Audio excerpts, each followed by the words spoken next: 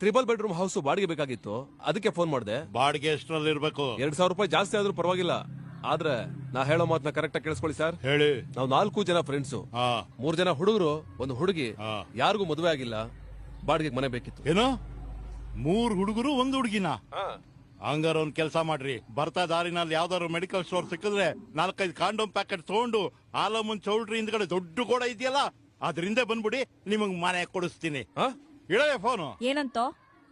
ಏನಿಲ್ಲ ಬಿಡಮ್ಮ. ಪರವಾಗಿಲ್ಲ ಹೇಳು, ಆಡೋರ್ ಮಾತ್ ನಮ್ಗೇನು ಹೊಸ್ದೆ?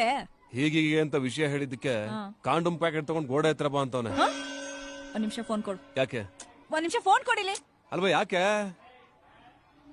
ಮತ್ತೆ ಫೋನ್ ಮಾಡ್ತಾ ಅವನಿಗೆ ನೀನು? ಮತ್ತೆ ಕಾಲ್ ಮಾಡ್ತವನಲ್ಲ ಬಡ್ಡಿ ಇದ. ಅಪ್ಪ? ಅಪ್ಪ ಅಲ್ಲ ಸರ್, ಅಮ್ಮ. ಯಾರಿದು? ಈಗ ತಾನೇ ಮನೆ ಬೇಕು ಅಂತ ಫೋನ್ ಮಾಡಿದ್ದಕ್ಕೆ ಕಾಂಡಮ್ ತಗೊಂಡ್ ಗೋಡೆ ಹತ್ರ ಬಾ ಅಂದ್ರಂತೆ. ನಿಮ್ಗೆ ಯಾವ ಫ್ಲೇವರ್ ಬೇಕು ಸರ್?